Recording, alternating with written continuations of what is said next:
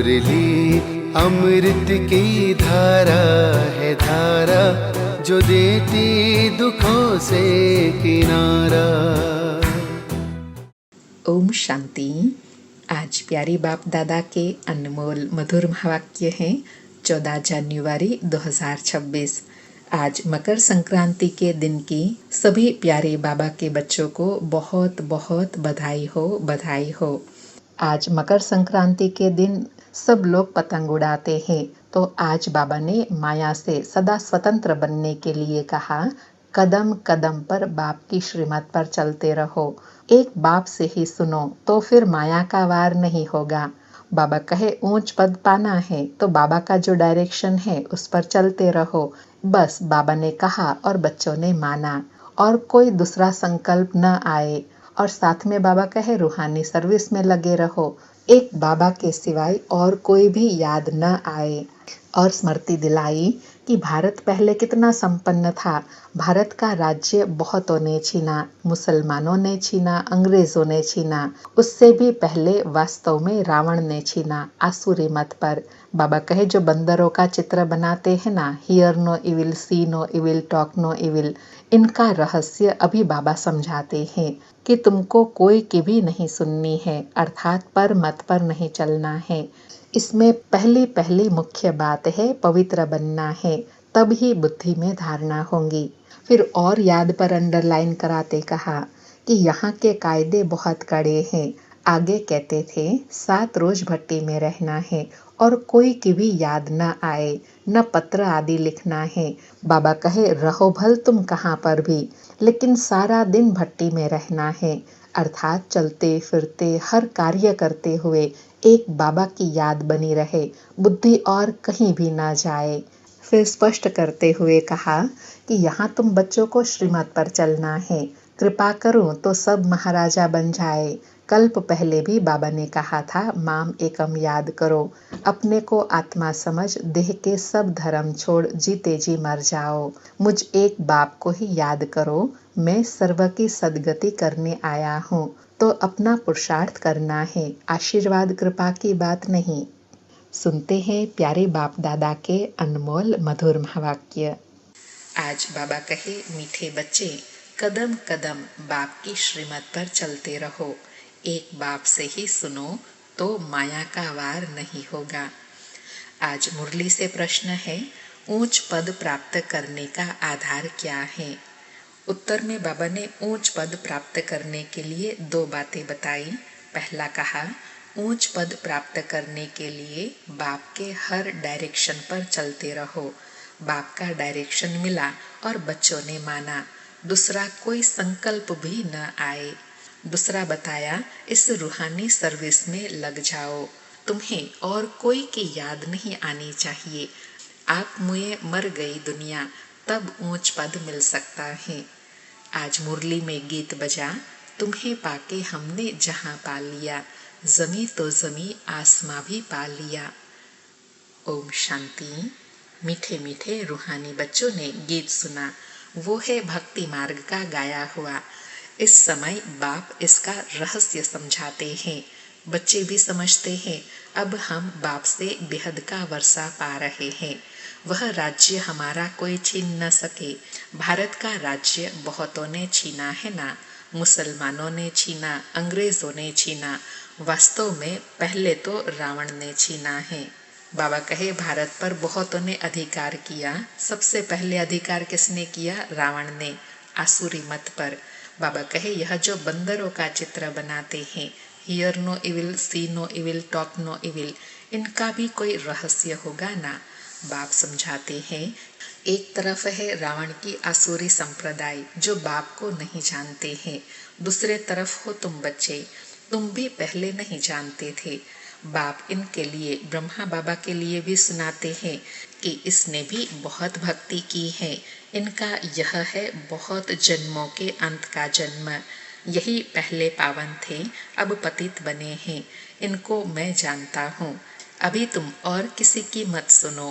बाप कहते हैं मैं तुम बच्चों से बात करता हूँ। हाँ, कभी कभी मित्र संबंधियों आदि को ले आते हैं तो थोड़ी बातें कर लेता हूँ, पहली बात तो है पवित्र बनना है, तब ही बुद्धि में धारणा होंगी। यहाँ के कायदे बहुत कड़े हैं।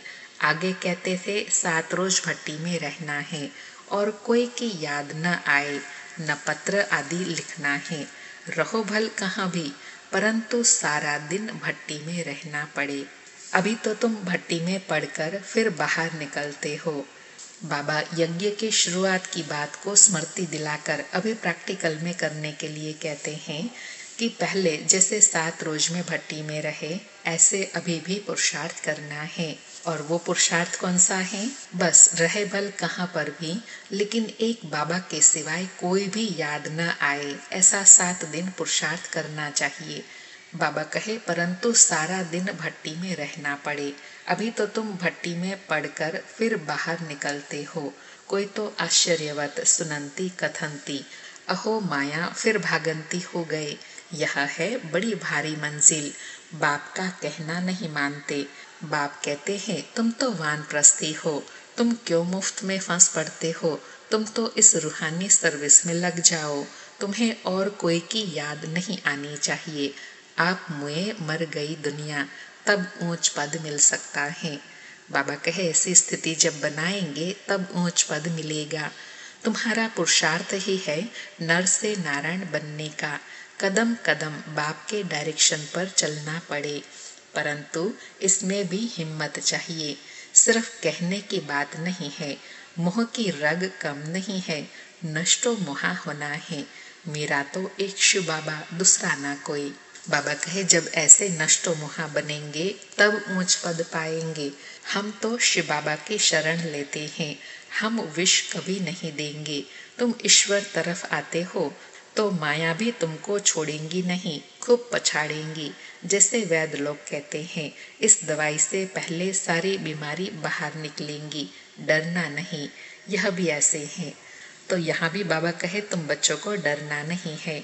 माया खूब सताएंगी। वानप्रस्थ अवस्था में भी विकार के संकल्प ले आएंगी, मोह उत्पन्न हो जाएगा। बाबा पहले से ही बता देते हैं कि यह सब होगा। जहाँ तक जिएंगे यह माया की बॉक्सिंग चलती रहेंगी। माया भी पहलवान बन तुमको छोड़ेंगी नहीं। यह ड्रामा में नोंद है। बाबा कहे यह ड्रामा में नोंद है कि जहाँ भी कोई ईश्वरीय श्रेष्ठ कार्य करता है उसमें बाधाएं ज्यादा आती हैं। इसलिए बाबा कहे डरना नहीं है। बाबा कहे मैं थोड़ी ही माया को कहूँगा कि विकल्प न लाओ, बहुत लिखते हैं, बाबा कृपा करो। बाबा कहे मैं थोड़ी ही किस पर कृपा करूँगा, यहाँ तो तुमको श्रीमत पर चलना है। कृपा करूँ तो फिर तो सब महाराजा बन जाए, ड्रामा में भी है नहीं। बाबा कहे सब धर्म वाले आते हैं, जो और धर्म में ट्रांसफर हो गए होंगे वह निकल आएंगे। यह सैपलिंग लगता है, इसमें बड़ी मेहनत है। नए जो आते हैं तो सिर्फ कहना चाहिए कि बाप को याद करो। शिव भगवान वाच, श्री कृष्ण तो 84 जन्म में आते हैं। अनेक मत अनेक बातें हैं, यह बुद्धि में पूरा धारण करना है। हम पतित थे, अब बाप कहते हैं तुम पावन कैसे बनो। कल्प पहले भी कहा था माम एकम याद करो, अपने को आत्मा समझ, देह के सब संबंध छोड़, जीते जी मरो। मुझ एक बाप को ही याद करो। मैं सर्व की सदगति करने आया हूँ। इसलिए बाबा कहे बार बार बाबा क्यों कहते हैं मुझे याद करो, क्योंकि उनकी याद से ही सर्व की सदगति होनी है। बाबा कहे भारतवासी ही ऊंच बनते हैं, फिर 84 जन्म ले नीचे उतरते हैं। बोलो तुम भारतवासी ही इन देवी देवताओं की पूजा करते हो। यह कौन है? यह स्वर्ग के मालिक थे ना, अभी कहाँ है? बाबा प्रश्न पूछकर उत्तर बता रहे हैं कि यह कौन है? लक्ष्मी नारायण स्वर्ग के मालिक हैं। अभी कहाँ है? तो 84 जन्म लेकर अभी संगम पर ही है। बाबा कहे 84 जन्म कौन लेते हैं? सतयुग में तो यही देवी देवता थे। अभी फिर इस महाभारत लड़ाई द्वारा सबका विनाश होना है। अभी सब पतित तमो प्रधान है। मैं भी इनके ब्रह्मा बाबा के बहुत जन्मों के अंत में ही आकर प्रवेश करता हूँ। यह पूरा भगत था, नारायण की पूजा करता था, इनमें ही प्रवेश कर फिर इनको नारायण बनाता हूँ। अब तुमको भी पुरुषार्थ करना है। यह डीटी राजधानी स्थापन हो रही है। माला बनती है ना, ऊपर में है निराकार फूल, फिर मेरु युगल। शिव बाबा के नीचे एकदम यह खड़े हैं जगत पिता ब्रह्मा और जगतम्बा सरस्वती। अभी तुम इस पुरुषार्थ से विष्णुपुरी के मालिक बनते हो। प्रजा भी तो कहती है ना, भारत हमारा है। तुम भी समझते हो हम विश्व के मालिक थे, हम राजाई करेंगे और कोई धर्म होगा ही नहीं। ऐसे नहीं कहेंगे यह हमारी राजाई है और कोई की राजाई है नहीं। यहाँ बहुत है तो हमारा तुम्हारा चलता है। वहाँ सतयुग में यह बातें ही नहीं, क्योंकि बाबा कहे धर्म भी एक है, राजाई भी एक की ही चलती है, इसलिए हमारा तुम्हारा की बात ही नहीं। बाबा कहे तो अब बाबा समझाते हैं, बच्चे और सब बातें छोड़ माम एकम याद करो तो विक्रम विनाश होंगे। ऐसे नहीं कोई सामने बैठ निष्ठा योग करवाए, दृष्टि दे। बाप तो कहते हैं चलते फिरते बाप को याद करना है, अपना चार्ट रखना है। सारे दिन में कितना याद किया, सवेरे उठ कितना समय बाप से बात की, आज बाबा की याद में बैठे। ऐसे ऐसे अपने से मेहनत करनी है। बाबा कहे ऊंच पद कब पाएंगे, जब अपने ऊपर ऐसी मेहनत करेंगे, अपनी जांच करेंगे, चेकिंग करते रहेंगे, पुरुषार्थ में अलर्ट रहेंगे। बाबा कहे नॉलेज तो बुद्धि में है, फिर औरों को भी समझाना है। यह किसी की बुद्धि में नहीं आता है कि काम महाशत्रु है। 2-3 वर्ष रहकर फिर माया का थप्पड़ जोर से लगने से गिर पड़ते हैं। फिर लिखते हैं बाबा हमने काला मुंह कर दिया। बाबा लिख देते हैं काला मुंह करने वाले को 12 मास यहाँ आने की दरकार नहीं है। तुम बाप से प्रतिज्ञा कर फिर भी विकार में गिरे, मेरे पास कभी नहीं आना, बड़ी मंजिल है। बाबा आए ही है पतित से पावन बनाने। बहुत बच्चे शादी कर पवित्र रहते हैं। हाँ, किसी बच्ची पर मार पड़ती है तो फिर उनको बचाने लिए गंधर्वी विवाह कर पवित्र रहते हैं। उसमें भी कोई कोई को तो नाक से माया पकड़ लेती है, हार खा लेते हैं। स्त्रियां भी बहुत हार खा लेती हैं। बाप कहते हैं तुम तो सुपनखा हो। यह सब नाम इस समय के ही है। यहाँ तो बाबा कोई विकारी को बैठने भी नहीं दे। कदम कदम पर बाप से राय लेनी पड़े, सरेंडर हो जाए, फिर बाप कहेंगे अब ट्रस्टी बनो, राय पर चलते रहो। वो तामिल बताएंगे तब तो राय देंगे। यह बड़ी समझने की बातें हैं। तुम भोग भल लगाओ, परंतु मैं खाता नहीं हूँ, मैं तो दाता हूँ। बाबा ने लास्ट में सब बातें स्पष्ट किया कि बच्चे पोतामिल लिखेंगे तब बाबा राय देंगे, और साथ में कहा कि भोग लगाते हो तो वो भी अपने मन को शुद्ध, भोजन को शुद्ध बनाने के लिए करते हो। बाकी बाबा तो दाता है, खिलाने वाला वही है। अच्छा, मीठे मीठे सिकिलधे बच्चों प्रति माता पिता बाप दादा का याद प्यार और गुड मॉर्निंग। रूहानी बाप की रूहानी बच्चों को नमस्ते। हम रूहानी बच्चों की रूहानी माता पिता बाप दादा को याद प्यार, गुड मॉर्निंग और नमस्ते नमस्ते। अभी रात्रि क्लास हैं जो 15 जून 68 को चलाई हुई है। बाबा कहे पास्ट जो हो गया है उनको रिवाइज करने से जिनकी कमज़ोर दिल है तो उन्हों के दिल की कमज़ोरी भी रिवाइज हो जाती है। इसलिए बच्चों को ड्रामा के पट्टे पर ठहराया गया है। मुख्य फायदा है ही याद से ही आयु बड़ी होनी है। ड्रामा को बच्चे समझ जाए तो कब ख्याल न हो। बाबा कहे ड्रामा में इस समय ज्ञान सीखने और सिखाने का चल रहा है, फिर पार्ट बंद हो जाएगा। न बाप का न हमारा पार्ट रहेगा, न उनका देने का पार्ट न हमारा लेने का पार्ट होगा। तो एक हो जाएंगे ना, हमारा पार्ट नई दुनिया में हो जाएगा, बाबा का पार्ट शांति धाम में होगा। पार्ट का रील भरा हुआ है ना, हमारा प्रारब्ध का पार्ट, बाबा का शांति धाम का पार्ट। देने और लेने का पार्ट पूरा हुआ, ड्रामा ही पूरा हुआ। बाबा कहे देने और लेने का पार्ट पूरा हुआ, ड्रामा ही पूरा हुआ, फिर हम राज्य करने आएंगे, वह पार्ट चेंज होगा, ज्ञान स्टॉप हो जाएगा, हम वह बन जाएंगे।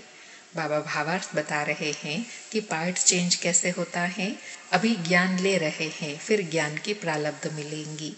बाबा कहे पार्ट ही पूरा हो तो बाकी फर्क नहीं रहेगा, बच्चे और बाप का भी पार्ट नहीं रहेगा, यह भी ज्ञान को पूरा ले लेते हैं। बाबा और बच्चे, उनके शिव बाबा के पास भी कुछ रहता ही नहीं, अर्थात बाबा सारा ज्ञान बच्चों को दे देते हैं जो बाकी देने का रहता ही नहीं। बाबा कहे न देने वाले पास रहे न लेने वाले में कमी रहे तो दोनों एक दो के समान हो गए। इसमें विचार सागर मंथन करने की बुद्धि चाहिए। खास पुरुषार्थ है याद की यात्रा का।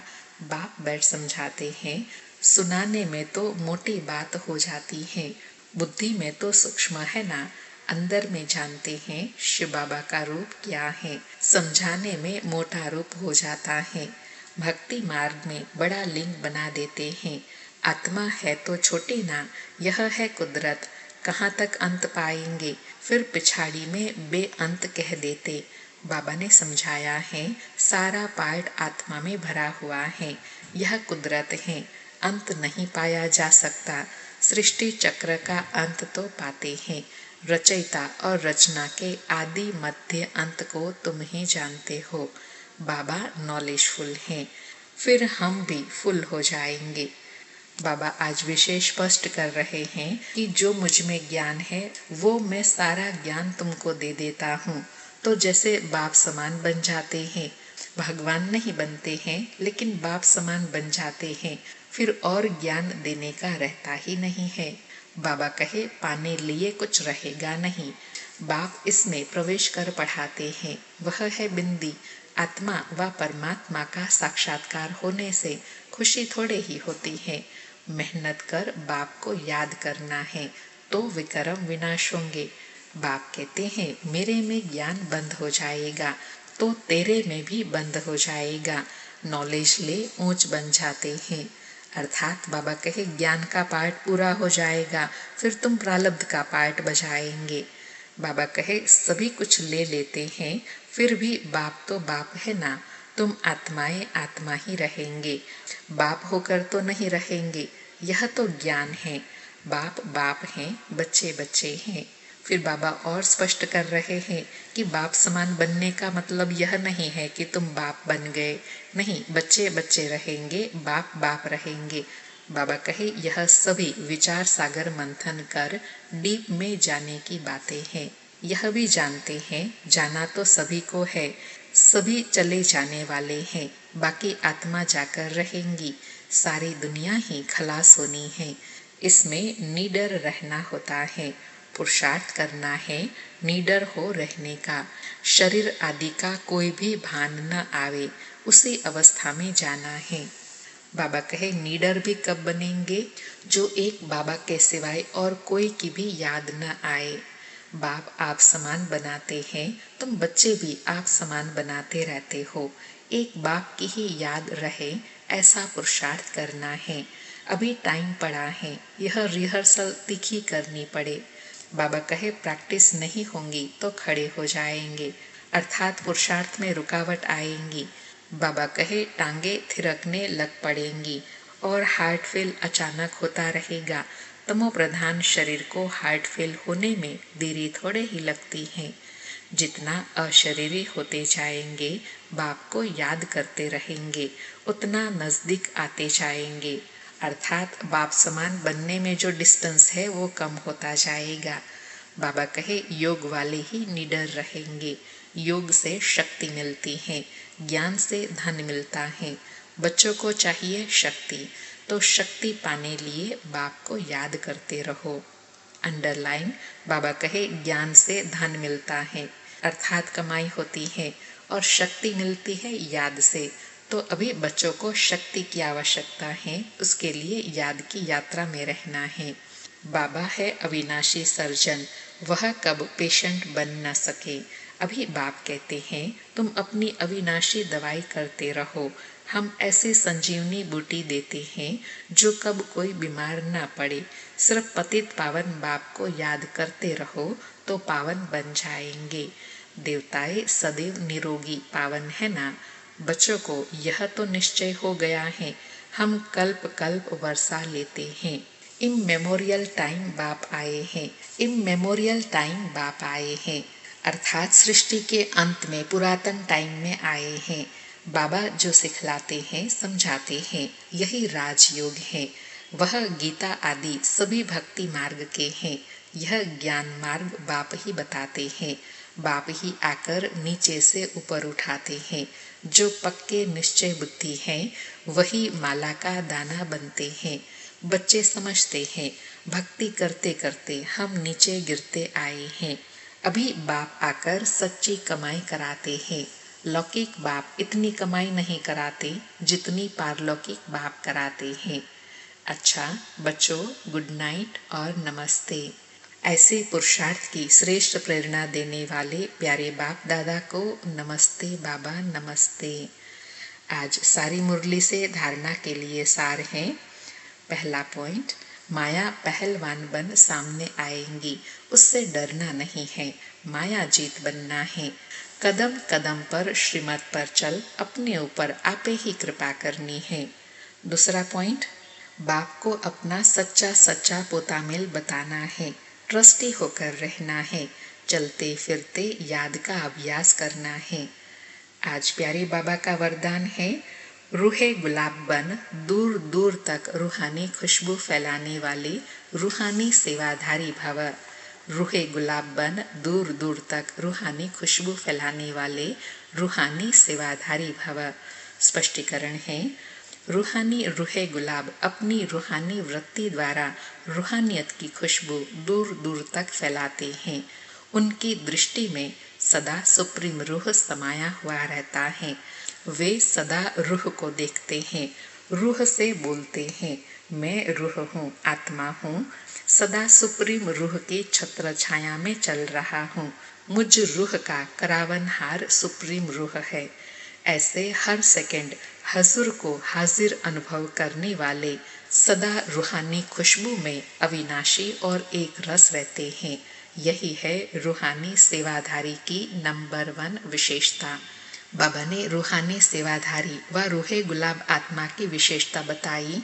एक तो उनकी वृत्ति में रूहानियत होंगी जिससे रूहानियत की खुशबू फैलती रहेंगी। दूसरा, उनकी दृष्टि में सुप्रीम रूह शिव बाबा समाया हुआ होगा। और तीसरा, वे सदा अपने ऊपर सुप्रीम रूह की छत्र छाया का अनुभव करेगा। और चौथा, कर्म करते हुए करावनहार की स्मृति में रहेगा, अर्थात वह सदा शिव बाबा हजूर को अपने साथ अनुभव करेगा। आज का स्लोगन है, निर्विघ्न बन सेवा में आगे नंबर लेना, अर्थात नंबर 1 भाग्यशाली बनना। निर्विघ्न बन सेवा में आगे नंबर लेना, अर्थात नंबर 1 भाग्यशाली बनना।